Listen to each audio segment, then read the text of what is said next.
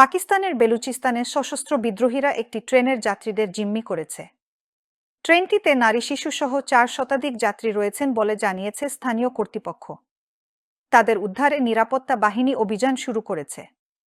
জিও নিউজের খবরে বলা হয়েছে, জাফর এক্সপ্রেসের 9টি বগিতে 4 শতাধিক যাত্রী রয়েছেন। কোয়েটা থেকে খাইবার পাখতুনখোয়ার পেশোয়ারের উদ্দেশ্যে যাচ্ছিল ট্রেনটি।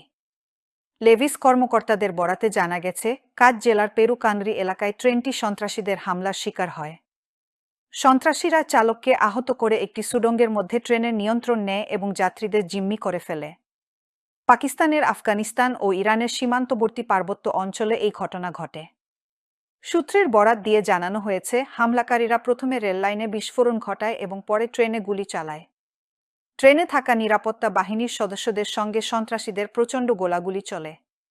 কোয়েটার রেলওয়ে কর্মকর্তা মোহাম্মদ কাশিফ বার্তা সংস্থা এফপিকে বলেন, ট্রেনে থাকা 4 শতাধিক যাত্রী এখন বন্দুকধারীদের হাতে জিম্মি। তাদের মধ্যে নারী ও শিশুরাও রয়েছে। নিরাপত্তা বাহিনী চরম প্রতিকূল পার্বত্য পথ পেরিয়ে ঘটনাস্থলে পৌঁছেছে বলে জানা গেছে। সূত্র জানায়, সন্ত্রাসীরা তাদের সহযোগীদের সঙ্গে বিদেশ থেকে যোগাযোগ রাখছে এবং নিরাপত্তা বাহিনী অভিযান চালিয়ে যাচ্ছে। ট্রেন ছিনতাইয়ের পর বেলুচিস্তান সরকার জরুরি অবস্থা ঘোষণা করেছে।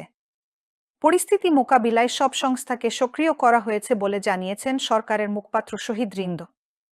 এছাড়া ঘটনাস্থলে নিরাপত্তা বাহিনীর অতিরিক্ত দল ও একটি উদ্ধার ট্রেন পাঠানো হয়েছে। একই সঙ্গে সিবি ও কোয়েটার সিভিল হাসপাতালে জরুরি অবস্থা ঘোষণা করা হয়েছে।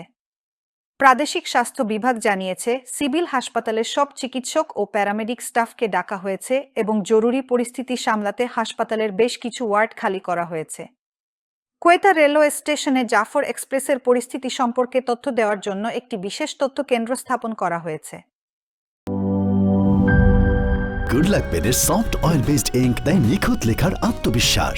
Good luck pen. Make your luck.